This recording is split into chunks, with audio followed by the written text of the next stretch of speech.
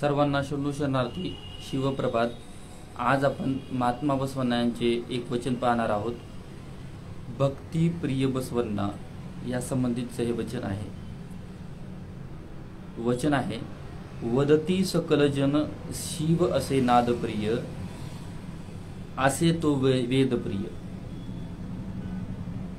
शिव नसे नाद प्रिय, शिव नसे वेद प्रिय, सुस्वर गाणारा रावण तारुण्यात का पावला मरण। प्रश्नचिन्ह। ब्रह्म हा वेद काल निपुण, तयाचे शिर का गेले तुटून। प्रश्नचिन्ह। नादप्रिय ही नसे वेदप्रिय ही नसे, आमचा कुडल संगमनाथ भक्तिप्रिय असे। हे महात्मा बसवण्णा यांचं वचन आहे। तर या वचनामध्ये महात्मा बसवण्णा यांनी शिवभक्ती जी काय आहे, शिव जे काय आहे, शिव संकल्पना काय आहे या संबंधितचं हे वचन आहे।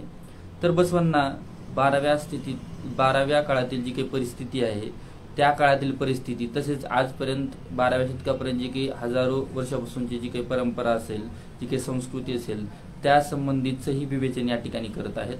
आणि त्या ठिकाणी सत्य काय आहे, शिव काय आहे या संबंधित सांगण्यासाठी हे वचन त्यांनी पुढे आणलेलं आहे। तर त्या काळातील परिस्थितीला अनुरूप किंवा त्या काळातील परिस्थिती काय होती या संबंधित बसवण्णा म्हणत आहेत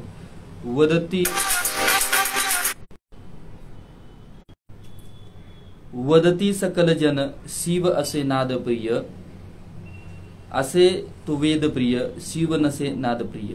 तर त्या काळातले लोक काय म्हणत होते, तर शिव हा नादप्रिय आहे, शिव हा वेदप्रिय आहे। तर बसवण्णा म्हणत आहेत जे की भारत देशाची मूळ संस्कृती आहे, शिव संस्कृती, जे भारत देशामध्ये आपल्या शिवाला जे काही आहे ते खूप मोठ्या प्रमाणात मानलं जातं।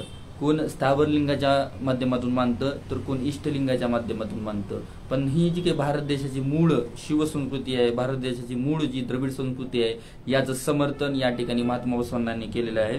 आणि खरा शिव काय आहे याची ओळख करून देण्यासाठी या ठिकाणी महात्मा बसवण्णांनी हे वचन पुढे आणलंय। तर ती बसवण्णा या ठिकाणी म्हणत आहेत की जे सगळे सकल जन आहेत शिवाला नादप्रिय म्हणत आहेत, शिवाला वेदप्रिय म्हणत आहेत, पण शिव हा नादप्रिय सुद्धा नाही, वेदप्रिय सुद्धा नाही।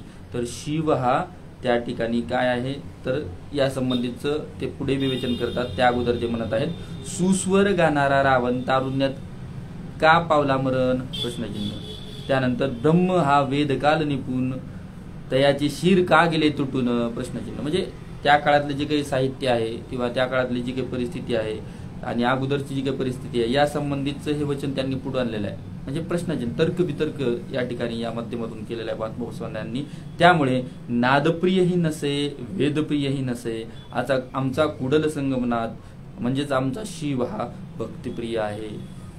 तर जो काही तुमच्या देहामध्ये बसलेला आहे तो शिव आहे असं बसवण्णा बऱ्याच वचनामध्ये म्हणतात। म्हणजे या देहालाच मंदिर बनवणारी संस्कृती जी काय आहे ती लिंगायत संस्कृती आहे। बसवण्णा म्हणतात कायकवे कैलास, काय आहे कैलास, म्हणजे दोन्ही तत्व आपले आहेत। कायकवे कैलास, आपण जे कार्य करतो त्या कार्याला एवढं मन लावून तल्लीन करायचं आहे की त्यामध्ये तुम्हाला कैलास भेटला पाहिजे, तोच तो कैलास आहे, त्या ठिकाणीच तुमचं भक्ती आहे, त्या ठिकाणीच आपला शिव आहे असं बसवण्णा म्हणतात। काय आहेच कैलास आहे, आपलं जे काही शरीर आहे तेच कैलास आहे। आपल्या शरीराची पूजा, आपल्या शरीरावरती करुणा, आपल्या शरीरावरती प्रेम करणं हे तत्वज्ञान महात्मा बसवण्णांचं आहे। म्हणूनच जे काही भक्तीचं प्रतीक आहे, जे काही शक्तीचं प्रतीक आहे, जे काही समानतेचं प्रतीक आहे ते म्हणजे आपली पांढऱ्या कलरची विभूती।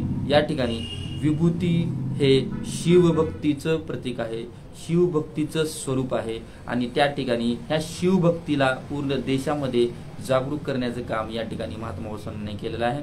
म्हणजे जो काही निर्गुण निराकार शिव आहे, जो चराचरामध्ये बसलेला आहे, तो प्रत्येक जीवामध्ये आहे, आपल्या हृदयामध्ये आहे।